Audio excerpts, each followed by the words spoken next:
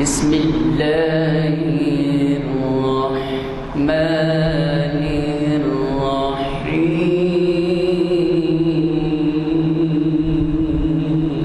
الرحيم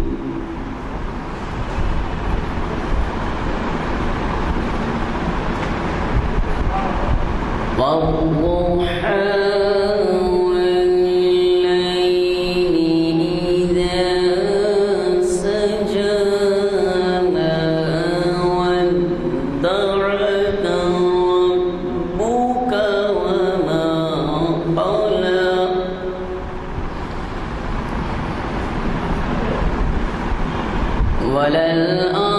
وللآخرة خير لك من الأولى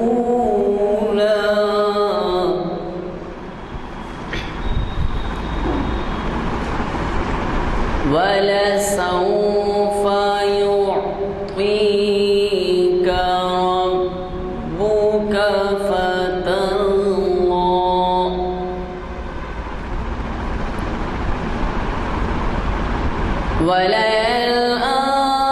وللآخرة خير لك من الأولى ولسوف يعطيك ربك فترضى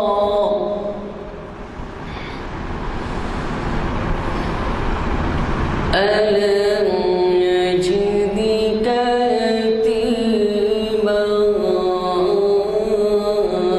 فآوى ووجدك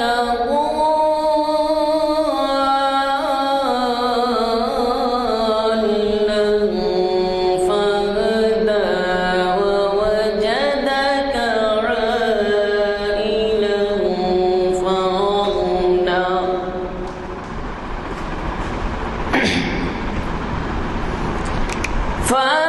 فأما اليتيم فلا تقهر وأما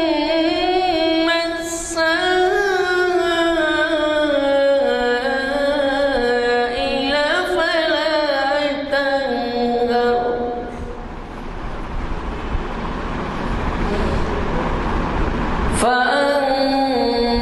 فأما اليتيم فلا تقهر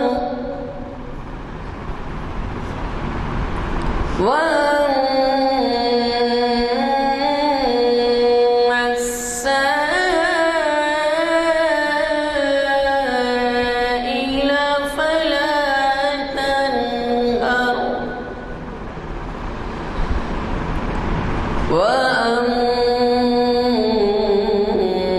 وأما بنعمة ربك فحدث الله أكبر بسم الله الرحمن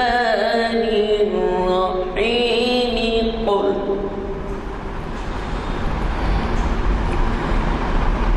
بسم الله الرحمن الرحيم قل هو الله أحد الله الصمد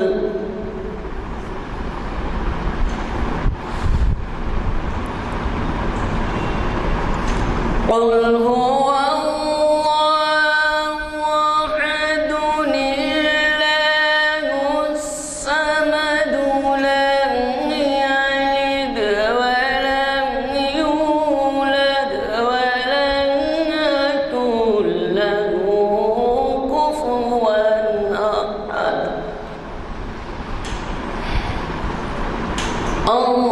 الله الصمد لم يلد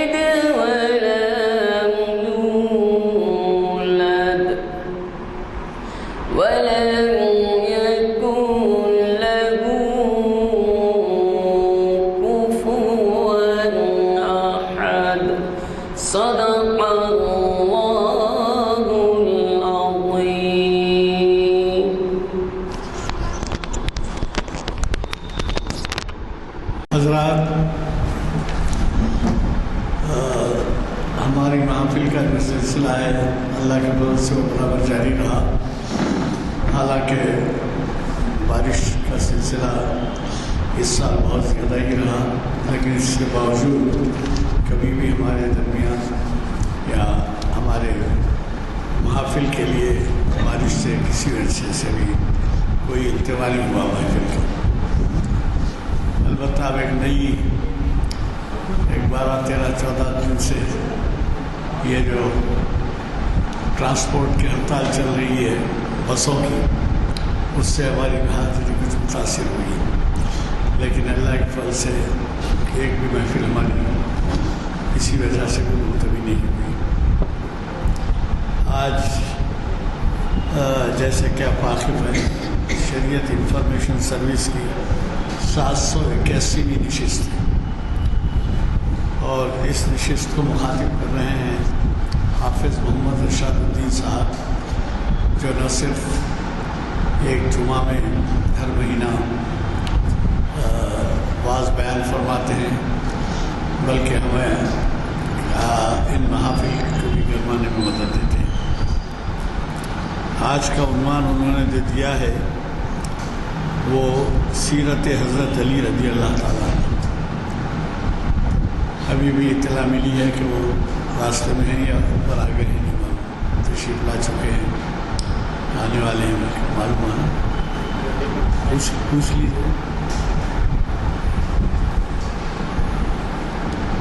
آتے ہوئے میں آپ سے گزارش کرنا چاہتا ہوں کہ ہماری محافل اس وقت بین الاقوامی شہرت کی ہو گئی ہے، اور اس کی وجہ بھی بتاتا ہوں میں آپ کو کہ یہ جو ویب سائٹ ہے، یہ ویب سائٹ سے نہ صرف شہر حیدرآباد میں، ریاست میں، ہندوستان میں اور مقامات پر، بلکہ بیرونی ممالک میں بھی اس کے چرچے ہیں اور یہ دیکھے جاتے ہیں. تو یہ سب اس محفل کو کامیاب بنانے کا سہرا آپ حضرات کا سر ہے، کیونکہ آپ اگر نہ ہوں تو پھر محفل کے معنی یہ بھی. البتہ میری ایک گزارش یہ ہے کہ جب ہم دیکھتے ہیں کہ لوگ تبلیغ کے لیے نکل پڑتے ہیں، اور یہی نہیں بلکہ ان کے معمولی آمدنی ہوتی ہے، لیکن وہ اپنی دینی ذمہ داری نبھانے کے لیے رخصتیں لے کر یا اپنے کاروبار چھوڑ کر بیرون شہر اور بیرون ڈسٹرکٹس نکل پڑتے ہیں. اس سے کچھ زیادہ ایسی کو محسوس کرنے کی ضرورت نہیں ہے، کیونکہ دوسرے لوگوں سے دیکھیں گے آپ تو ممالک چھوڑ کے آتے ہیں. مثلا یہ تبلیغ کی جو ٹیمیں نکلتی ہیں کئی ممالک سے نکلتی ہیں. مجھے خود اس کا تجربہ ہوا. میری لندن کی ایک وزٹ میں میں نے وہاں کی ایک بڑی مسجد میں نماز پڑھی، میزبان مجھے لے گئے تو تعجب کریں گے آپ کہ اس مسجد میں 3 جگہ درس ہو رہا تھا. جیسے اب یہ نیچے ہال ہے، یہاں ایک درس ہو رہا، اوپر ایک درس ہو رہا، تیسری منزل پہ ایک درس ہو رہا. وہ ایک منزلیں الگ نہیں تھی، لیکن اتنی بڑی گنجائش تھی کہ وہ ایک ہی لیول کے اوپر جو ہے 3 جگہ تبلیغی جماعتوں کی محفلیں چل رہی تھیں. دریافت پر معلوم ہوا کہ بھئی یہ 3 کیوں ہیں، تو پتہ چلا ایک جگہ انگریزی میں ہے، ایک جگہ عربی میں ہے، اور ایک جگہ اردو میں. تو وقت واحد میں جو دعوت دی جا رہی تھی دین کی، وہ ایک ہی مسجد میں ایک ہی لیول کے اوپر 3 علیحدہ، چاہے آپ انگلش میں سننا چاہیں، اردو میں سننا چاہیں یا عربی میں سننا چاہیں تو اس میں بیٹھیں. اور ظاہر ہے اس کی وجہ یہ بھی ہے تھی کہ جو عربی جاننے والے تھے وہ آپ کی اس محفل سے فائدہ نہیں اٹھا سکتے، جبکہ انگلش اور اردو میں، اور انگریزی جاننے والے عربی محفل میں بیٹھے تو وہ ظاہر ہے آپ خود اس سے اندازہ لگا سکتے ہیں کہ آپ عربی پڑھتے ہیں لیکن سمجھنے میں کتنی دقت ہوتی ہے. تو ذرا عربوں کو جو ہے اس میں سہولت ہوتی ہے لہٰذا عربی زبان اور دوسری انگلش اور پھر اردو، تو 3 لیول پہ تین ایک ہی لیول کے اوپر ہو رہے تھے۔ میرے کہنے کا مطلب یہ ہے تبلیغ کی آج اتنی اہمیت ہے کہ وہ جو ہے ایک دینی ذمہ داری ہے، دینی ایک فرض ہے۔ فرض کیجیے کہ آپ یہ صحیح ہے کہ آپ عبادت میں صحیح ہیں، سب کچھ ہے، لیکن اس کے ساتھ روزے میں بھی ہیں، قربانی میں بھی ہیں، سب ہیں، لیکن اس کے ساتھ آپ تبلیغ کی طرف دھیان نہیں دے رہے ہیں، تو یہ بھی ذرا ایسی بات ہے کہ جو آپ پہ جو ذمہ داریاں ڈالی گئی ہیں اس میں جو ہے ذرا یہ سمجھے کہ کچھ کمی ہے، کیونکہ آپ تبلیغ کے بھی ذمہ دار ہیں۔ اپنے عبادات کے علاوہ آپ کو تبلیغ کی طرف بھی دھیان دینا ہے، تو اس لیے میں یہ عرض کرنے کے لیے آپ سے اتنی جو کچھ باتیں پیش کر رہا تھا وہ یہ تھی کہ ہمارے جو پرچے نکلتے ہیں ان پرچوں کو لیجئے، 4 4 6 6 8 8 10 10 لیجئے، اور خالی آپ کو زحمت لے کے تقسیم کرنے کی ہے، ورنہ ان کے ذمت دیکھیے جو گھر بار چھوڑ کے باہر چلے جاتے ہیں اور جا کے جو ہے نیندیں اپنی خراب کرتے ہیں، اور خراب کیا کرتے ہیں ثواب ہوتا ہوں، بہرحال کھانا پینا سب چھوڑتے ہیں اور اپنے خرچ سے جو ہے تبلیغ کے لیے نکل پڑتے ہیں۔ پھر اب اگر آپ اتنا بھی ذمہ داری کو محسوس نہ کریں کہ جو ہمارے آپ اندازہ لگائیے ہم 1000 اعلامیے چھپاتے ہیں، 1000 اعلامیے جب چھپتے ہیں تو ہمیں توقع رکھتے ہیں کہ یہ اس سال میں بھی بہت سامعین آئیں گے۔ بہرحال اس کا آئندہ خیال رکھیں، چونکہ بخاری صاحب آ چکے ہیں، یہ آپ کے لیے حافظ محمد ارشاد الدین نئے نہیں ہیں، آپ کو تو معلوم ہے ہر مہینہ ایک خطبہ جمعہ کا ان کا ہوتا ہے، اس سے ہٹ کے میرا اندازہ ہے شاید آج 12-15 سال سے وہ ہمیں اپنے خیالات سے استفادے کا موقع دیتے ہیں، علمی تبحر سے۔ آپ خود ان کا علمی تبحر کا اندازہ لگا سکتے ہیں کہ وہ کس قدر دینی معلومات میں آگے ہیں۔ ہمیں ان کے ذات سے بہت کچھ فائدہ ہوا ہے اور ان محافل سے ہم نے بہت استفادہ کیا ہے۔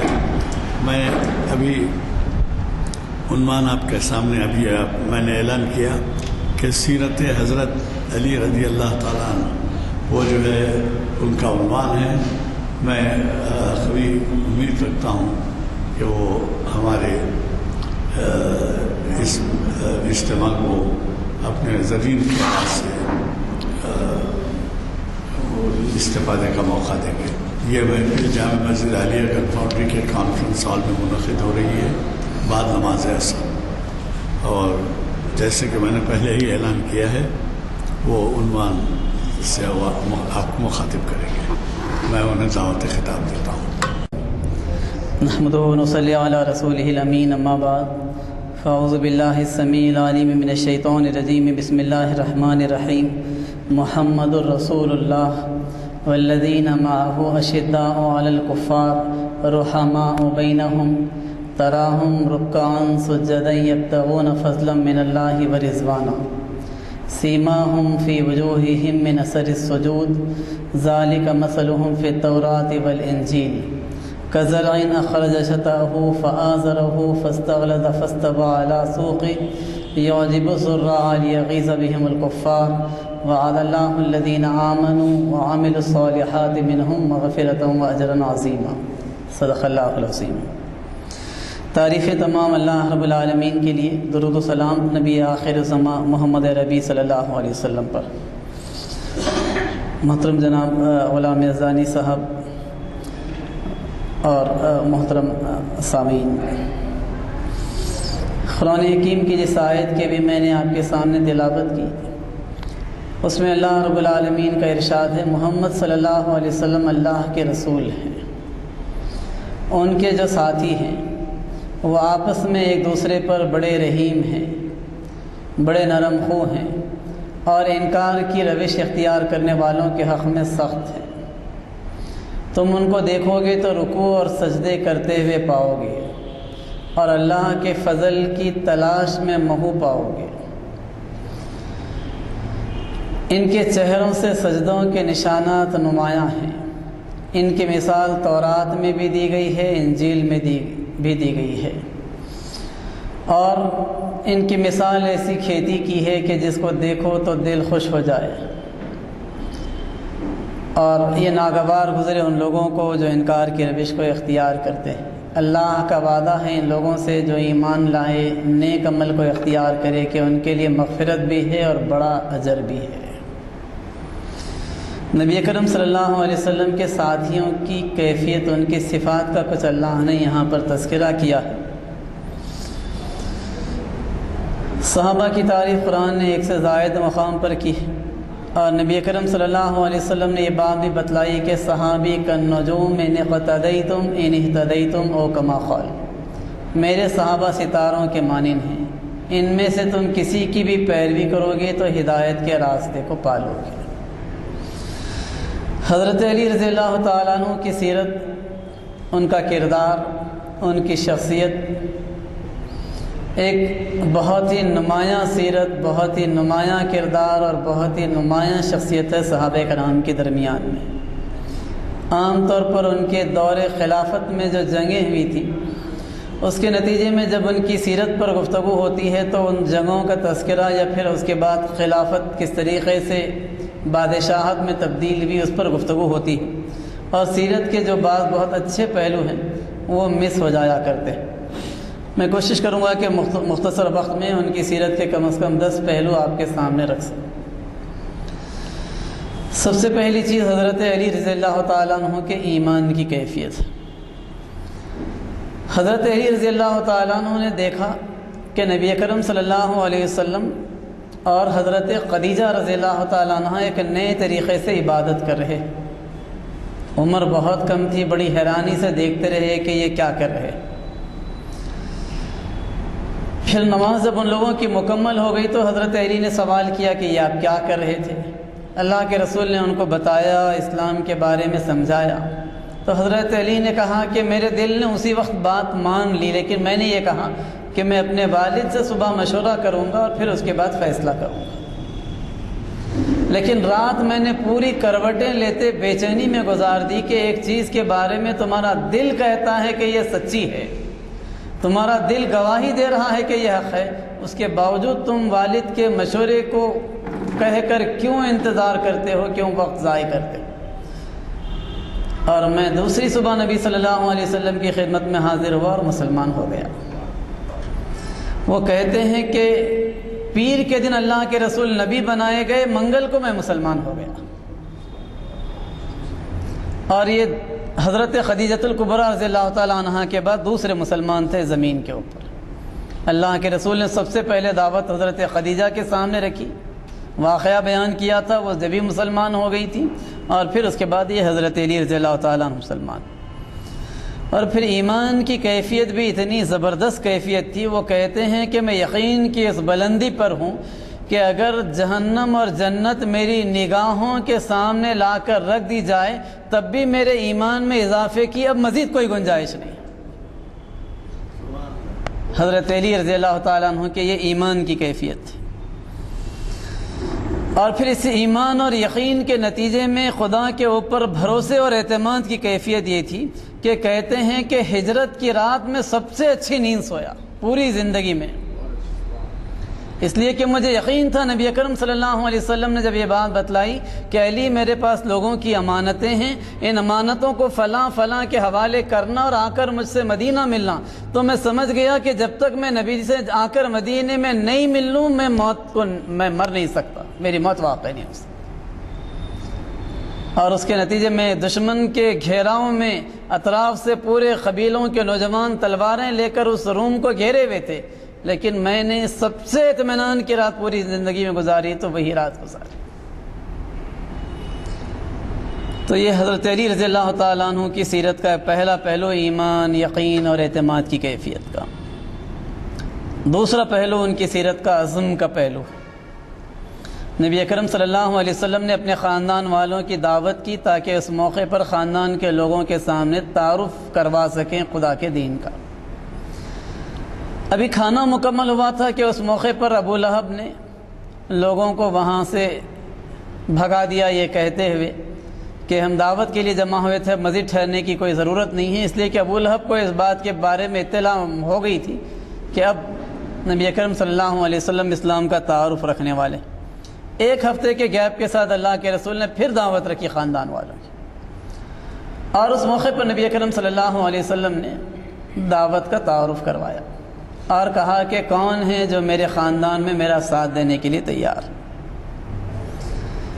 حضرت علی بہت کم عمر تھے لیکن اٹھ کر کھڑے ہو گئے اور کہا کہ اگرچہ کہ میں عمر میں یہاں موجود لوگوں میں سب سے چھوٹا ہوں، اگرچہ کہ میری آنکھیں دکھ رہی ہیں، اس وقت آشوب چشم کی بیماری کا وہ شکار تھے، اگرچہ کہ میری ٹانگیں پتلی اور کمزور ہیں، لیکن میں آپ کا دست و بازو بنوں گا اور آپ کا ساتھ دوں گا۔ اکابر بنی ہاشم کے سامنے اٹھ کر حضرت علی نے یہ بات بتلائی۔ نبی اکرم صلی اللہ علیہ وسلم نے دوسری بار اپیل کی تو حضرت علی کے علاوہ کوئی نہیں اٹھے، تیسری بار اپیل کی تو بھی تیسری بار حضرت علی کے علاوہ کوئی نہیں اٹھے۔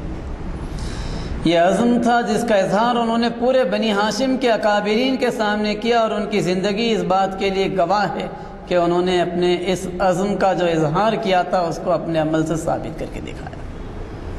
یہ سیرت علی رضی اللہ تعالیٰ عنہ کا دوسرا پہلو۔ سیرت علی کا تیسرا پہلو شجاعت اور بہادری کا پہلو۔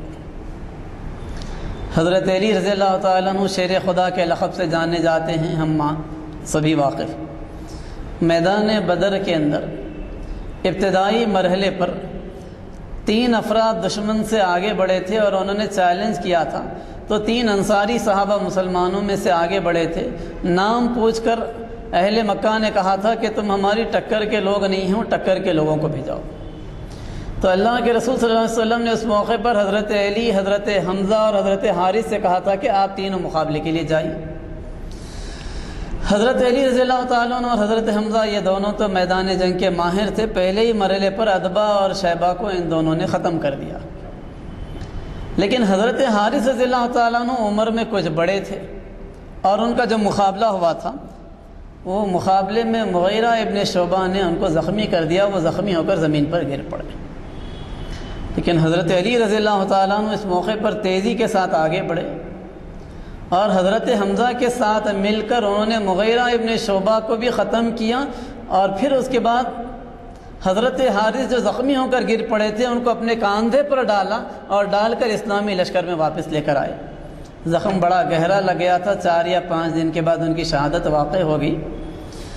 لیکن اس میدان میں حضرت علی رضی اللہ تعالیٰ عنہ نے جس بہادری اور شجاعت کا مظاہرہ کیا تھا، جملہ میدان بدر میں 70 دشمن کے لوگ مارے گئے تھے، اس میں سے روایات یہ کہتی ہیں کہ 18 یا 19 افراد اکیلے حضرت علی کے ہاتھوں مارے گئے۔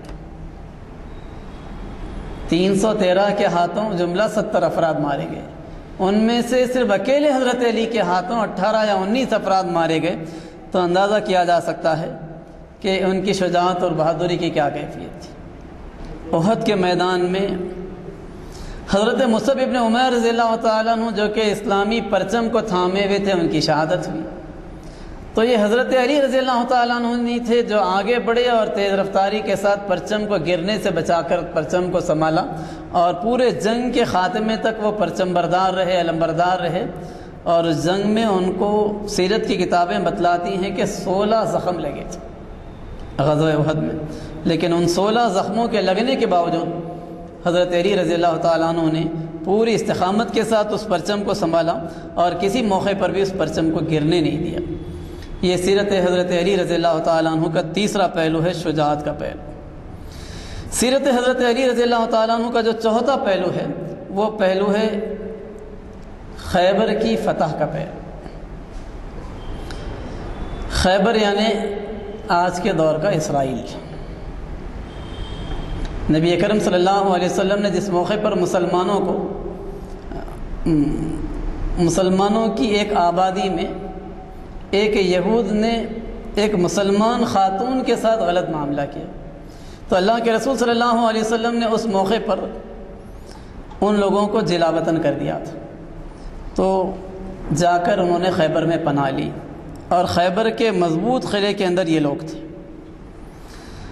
اور اس خیبر کے قلعے کو فتح کرنے کے لیے نبی اکرم صلی اللہ علیہ وسلم نے ایک موقع پر حضرت ابوبکر رضی اللہ تعالیٰ عنہ کے ہاتھوں میں قیادت دی. حضرت ابوبکر نے کوشش کی لیکن حضرت ابوبکر کی کوششوں سے خیبر کا قلعہ فتح نہیں ہو سکا. دوسرے دن حضرت عمر فاروق رضی اللہ تعالیٰ عنہ کی قیادت میں کوشش کی گئی. حضرت عمر فاروق کی قیادت میں بھی خیبر کا قلعہ فتح نہیں ہو سکا. تو پھر دوسرے دن رات میں نبی اکرم صلی اللہ علیہ وسلم نے یہ بات بتلائی کہ کل میں اسلامی لشکر کا پرچم ایسے شخص کے ہاتھوں میں دوں گا جو اللہ سے محبت کرتا ہے اور جس سے اللہ اور اس کے رسول محبت کرتے ہیں. ہم لوگ بڑے حیران تھے کہ آخر کس کے ہاتھوں میں یہ پرچم دیا جائے گا. ایک بہت مضبوط قلعہ، اور کیفیت یہ تھی کہ مسلمانوں نے اصلاً خیبر کے اندر 6 قلعے تھے اور 20,000 سپاہی تھے. 5 قلعے آسانی سے فتح کر لیے گئے تھے، لیکن خموس نام کا ایک قلعہ بہت مضبوط اور بہت طاقتور قلعہ تھا. اس میں جا کر وہ لوگ محصور ہو گئے تھے 20,000 سپاہیوں کے ساتھ. تو اس موقع پر اس کو فتح کرنے میں دشواری ہو رہی تھی. لوگ دیکھتے رہے کہ نہیں معلوم اللہ کے رسول کل کس کو دیں گے. حضرت ابوبکر اور حضرت عمر جس قلعے کو فتح نہیں کر پائے تھے، اب اللہ کے رسول نے بات بتلائی کہ میں ایسے شخص کے ہاتھوں میں دوں گا جو یہ قلعہ فتح کرے گا. اور دوسرے دن صبح اللہ کے رسول صلی اللہ علیہ وسلم نے حضرت علی کے ہاتھوں میں اسلامی پرچم کو تھمایا. حضرت علی رضی اللہ تعالیٰ عنہ آگے بڑھے اور پھر اس کے بعد قلعے کے سامنے جا کر بلند آواز سے دشمن کے سردار کو پکارا اور کہا کہ میں صلح کی تم کو پیشکش کرتا ہوں، یا تو صلح کی بات کرنے کے لیے میرے پاس آ جاؤ، یا نہیں اگر تو علی سے مقابلہ کرنے کی ہمت ہو تو تمہارا سردار آئے اور علی سے مقابلہ کر کے دیکھ لے. حضرت علی کا چیلنج ایسا تھا کہ سردار بے چینی کے ساتھ حضرت علی سے ٹکراؤ کے لیے تیار ہو گیا. قلعے کا دروازہ کھلا اور پھر اس کے بعد اس میں سے سردار آیا. سیرت کی کتابیں یہ کہتی ہیں کہ سردار نے آ کر حضرت علی پر ایک کاری ضرب لگائی، لیکن انہوں نے اس کو ڈھال پر روکا. اور پھر اس کے بعد جب جوابی وار حضرت علی نے کیا تو حضرت علی کے ضرب لگانے کی جو قوت اور طاقت تھی وہ اتنی زبردست تھی کہ اس کے نتیجے میں جو لوہے کا وہ خود پہنا ہوا تھا، یعنی ہیلمٹ سمجھیے آپ لوہے کی، اس کو کاٹتی ہوئی گئی اور سر کو کاٹتے ہوئے اس کے دانتوں تک پہنچ گئی. ایک ہی ضرب تھی حضرت علی رضی اللہ تعالیٰ عنہ کی کہ جس کے نتیجے میں اس کا خاتمہ ہو گیا اور اس کے نتیجے میں زبردست دہشت طاری ہوئی، اور حضرت علی نے خیبر کے اس طاقتور قلعے کے ایک بڑے اور مضبوط دروازے کو اکیلے اکھاڑ کر پھینکا.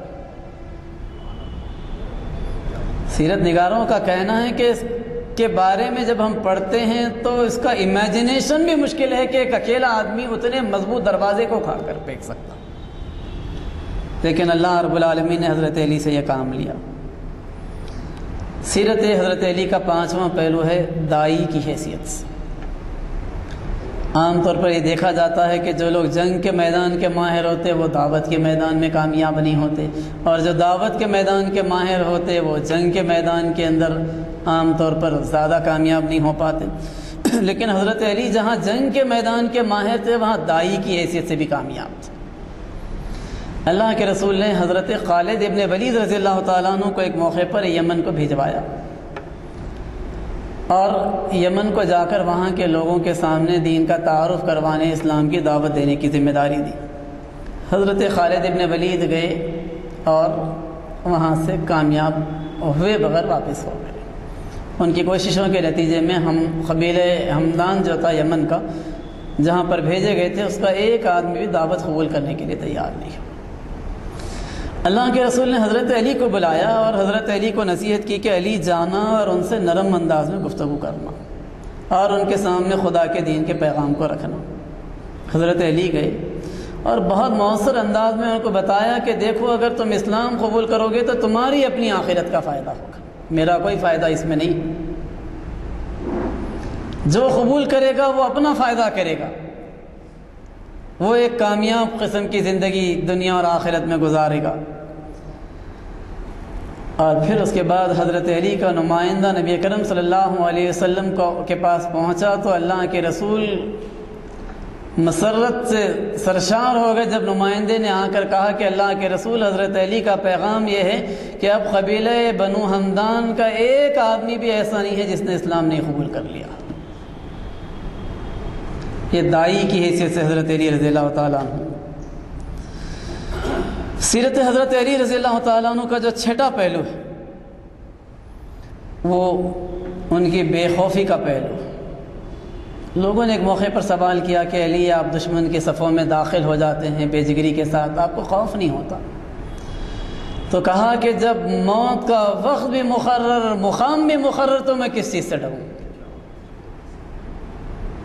اور اسی وجہ سے بدر، احد، ان میدانوں میں دنیا نے دیکھا کہ جس طرف حضرت علی اور حضرت حمزہ جاتے تھے اس طرف دشمنوں کی صفیں ایسے بکھرتی تھی جیسے کہ تاش کے پتے بکھر جائیں، اور بعض نے لکھا تھا کہ ایسے بکھرتی ہیں جیسے کہ شیر اگر بکریوں کے ریوڑ میں داخل ہو جائے تو بکریاں کیسے بکھرتی۔ یہ کیفیت بے خوفی کی کیفیت تھی۔ اسی طریقے سے سیرت حضرت علی کا 7واں پہلو سخاوت کا پہلو ہے۔ ایک بار رات بھر انہوں نے ایک باغ میں پانی ڈالا کہ اس کے ذریعے سے کچھ مزدوری حاصل ہو جائے۔ صبح گھر آئے اور آنے کے بعد مزدوری کے طور پر ان کو کچھ اناج ملا، پسوایا اس کو، اور پسوا کر اس میں سے 1/3 کا حریرہ بنوایا انہوں نے۔ ایک یتیم آ گیا، حریرہ تیار ہوا، ایک یتیم نے دروازے پر کھٹکھٹایا اور کہا کہ اللہ کی راہ میں کچھ دو، تو انہوں نے کہا کہ یہ حریرہ اسے دے دو۔ کہا کہ فاطمہ مزید 1/3 کا حریرہ بنا دو۔ حضرت فاطمہ رضی اللہ تعالیٰ عنہ نے 1/3 کا حریرہ بنایا تو مسکین آ گیا۔ حضرت علی نے کہا کہ اسے دے دو، اور پھر اس کے بعد مزید 1/3 جو آخری باقی رہ گیا تھا اس کا بنایا، تو ایک شخص جو قید سے چھوٹ کر آیا تھا اس نے صدا لگائی تو حضرت علی نے وہ بھی دے دیا۔ رات بھر کی محنت کے بعد جو مزدوری حاصل ہوئی تھی، وہ مزدوری حاصل ہونے کے بعد 3 مرتبہ گھر میں حریرہ بنا، لیکن حضرت علی بھوکے رہے اس دن۔ ان کی شان میں آیت نازل ہو گئی، وَيُطْعِمُونَ الطَّعَامَ عَلَىٰ حُبِّهِ مِسْكِينًا وَيَتِيمًا وَأَسِيرًا۔ یہ وہ لوگ ہیں جو اللہ کی محبت میں مسکین کو، یتیم کو اور قیدی کو کھلایا کرتے ہیں۔ انما نطعمکم لوجہ اللہ لا نرید منکم جزاء ولا شکورا۔ کہتے ہیں کہ ہم نے جو تم کو کھلایا ہے تو صرف اللہ کی رضا کے لیے کھلایا، ہم تم سے شکریہ کا لفظ بھی سننا نہیں چاہتے۔ تو یہ سخاوت حضرت علی کی سیرت کا 7واں پہلو۔ سیرت حضرت علی کا 8واں پہلو ان کی علمی خدمات۔ حضرت علی رضی اللہ تعالیٰ عنہ کی ایک خاصیت تو یہ تھی کہ وہ بہت جوشیلے مقرر تھے۔ سیرت نگار یہ لکھتے ہیں کہ ایک بڑے مجمع میں حضرت علی کی اگر تقریر ہو جائے تو سمجھ لینا کہ وہ پورا مجمع حضرت علی کے فیور میں آ جاتا۔ تو خاص طور پر جنگ کا موقع ہوتا، صفیں ترتیب پا جاتی، تو اس وقت حضرت علی کی اگر ایک تقریر ہو جاتی تو سیرت نگاروں کا یہ کہنا ہے کہ فوجی ایسے لڑتے جیسے وہ دیوانے ہو گئے۔ یہ کیفیت حضرت علی کی تقریر کے نتیجے میں پیدا ہوتی تھی۔ علم نحو کی بنیاد حضرت علی رضی اللہ تعالیٰ نے رکھی تھی۔ ایک موقع پر ایک شخص کو دیکھا کہ قرآن صحیح نہیں پڑھ رہا ہے، تو حضرت علی نے ایک موقع پر ایک قاعدہ بنوا دیا، اور وہ قاعدہ جو بنوایا کہ اس کے ذریعے سے قرآن لوگوں کو صحیح طور پر پڑھنا صحیح آ جائے، تو یہ دراصل علم نحو اس طریقے سے وجود میں آیا تھا۔ یہ حضرت علی کی علمی میدان کے اندر خدمات۔ اسی طریقے سے حضرت علی رضی اللہ تعالیٰ عنہ کی امتیازی خصوصیات میں ایک ان کے نکاح کے موقع پر نبی اکرم صلی اللہ علیہ وسلم کا اسٹیٹمنٹ۔ حضرت فاطمہ کی شادی کرتے ہوئے اللہ کے رسول نے کہا کہ فاطمہ پیاری بیٹی، میں اپنے خاندان کے سب سے بہترین فرد سے تمہارا نکاح کر رہا ہوں۔ اللہ کے رسول نے حضرت علی کا تعارف کروایا تو اس انداز میں کروایا۔ اسی طریقے سے نبی اکرم صلی اللہ علیہ وسلم نے ایک موقع پر حضرت علی کا سلیکشن کیا۔ 9 ہجری کا واقعہ ہے کہ حضرت ابوبکر کی قیادت میں 300 مسلمان حج کے لیے گئے۔ مسلمان حج کے لیے روانہ ہونے کے بعد جبرائیل امین آئے، اور حضرت جبرائیل امین نے آ کر سورہ توبہ کی 40 آیات سنائی۔ وہ جو 40 آیات نازل بھی تھیں اس کے اندر ایک آیت یہ بھی تھی کہ اگلے سال سے مشرکین کو حدود حرم میں داخل ہونے کی اجازت نہیں ہوگی۔ اب اس میسیج کو کمیونیکیٹ کرنا تھا، حج ہی کے موقع پر کرنا تھا۔ اللہ کے رسول نے فوراً حضرت علی رضی اللہ تعالیٰ عنہ کو بھیجوایا کہ علی جاؤ اور سنو۔ حضرت علی گئے اور ہزاروں کے مجمع میں کھڑے ہو کر انہوں نے یہ آیت سنائی۔ کسی کی ہمت نہیں ہوئی کہ وہ حضرت علی کو روک لے۔ حضرت علی کو اللہ کے رسول نے سلیکٹ ہی کیا تھا خاص طور پر اس کے لیے، سیکیورٹی ریزن کہیے یا جو بھی ریزن کہیے، قرآن حکیم نے پابندی لگا دی تھی کہ اس کے بعد وہاں پر حدود حرم میں کعبۃ اللہ کے پاس ہم داخل نہیں ہونے دیں۔ قرآن کی بہت واضح آیت ہے اس سلسلے میں۔ سیرت حضرت علی کا ایک پہلو یہ بھی ہے کہ جس موقع پر نبی اکرم صلی اللہ علیہ وسلم کی تجہیز و تکفین کا مرحلہ آیا تو اس موقع پر حضرت علی ہی تھے جنہوں نے اپنے ہاتھوں سے اللہ کے رسول کو غسل دیا، اور پھر اس کے بعد 3 صحابہ کی مدد سے قبر میں اتارا۔ حضرت علی رضی اللہ تعالیٰ عنہ کے دور میں جنگ جمل لڑی گئی، جنگ صفین لڑی گئی، تحکیم کا معاملہ پیش آیا، جنگ نہروان لڑی گئی، ایک کے بعد دیگرے ان کو بڑی آزمائش کے دور سے گزرنا پڑا۔ وقت نہیں ہے کہ ان جنگوں کے بارے میں کچھ تفصیل آپ کے سامنے رکھوں، مختصراً صرف ان جنگوں کا میں نے تذکرہ کیا ہے۔ سیرت علی کا ایک پہلو بیت المال کی حفاظت کا پہلو۔ بنی کنانہ کی ایک عورت تھی، اس خاتون نے،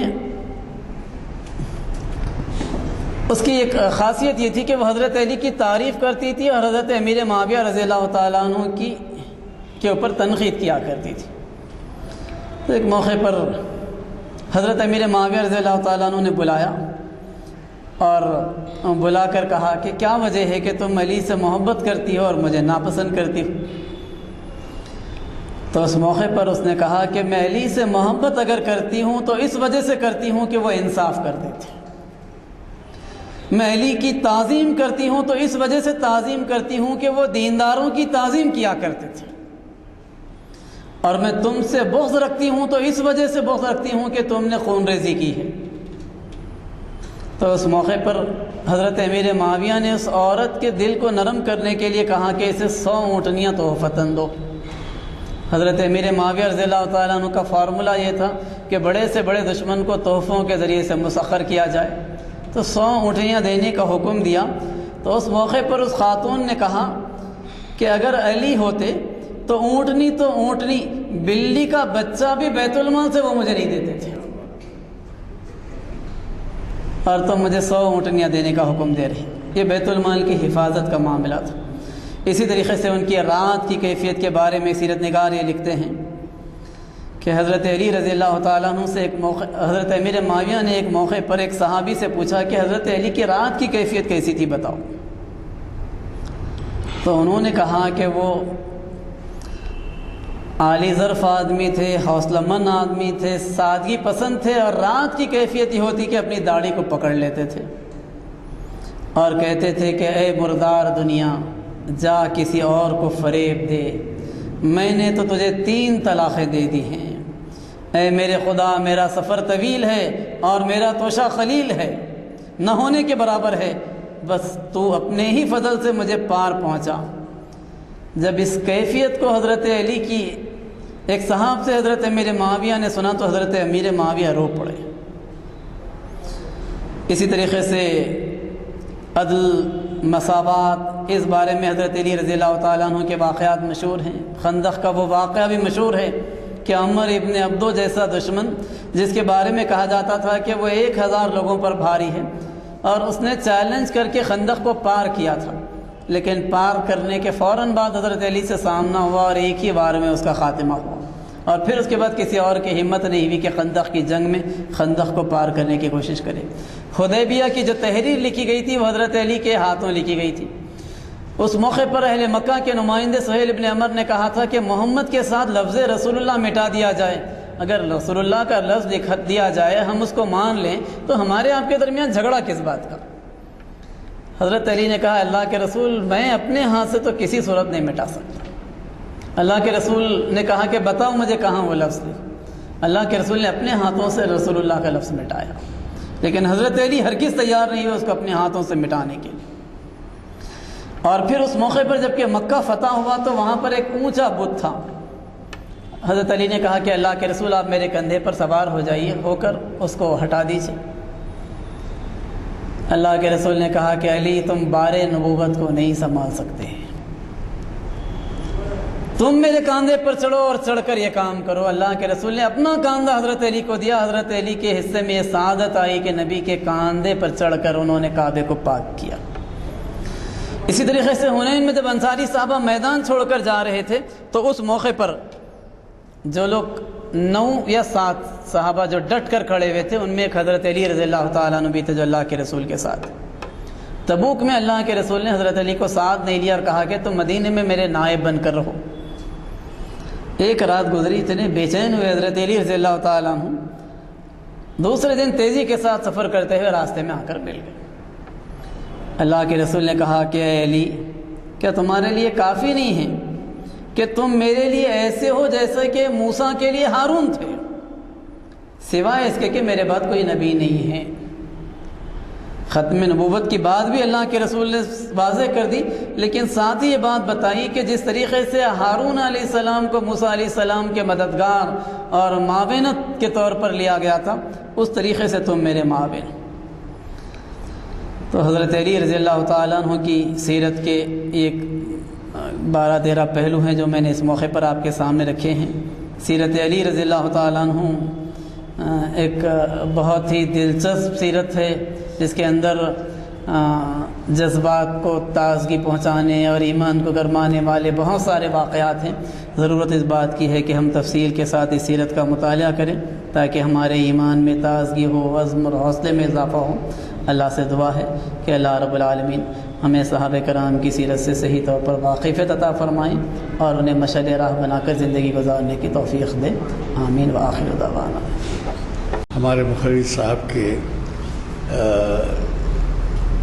اس معلومات میں مزید اضافہ کرے اور اتنا مبسوط لیکچر جو ہے حضرت علی پہ نہیں ہوا ہے، پہلی دفعہ ہوا ہے اور ماشاءاللہ سے آپ نے کافی محنت کی ہے اور ایسے پوائنٹس ہمیں بتائے 10 عنوانات سے کہ جس سے بہت ہی دلچسپی پیدا ہوئی لوگوں میں۔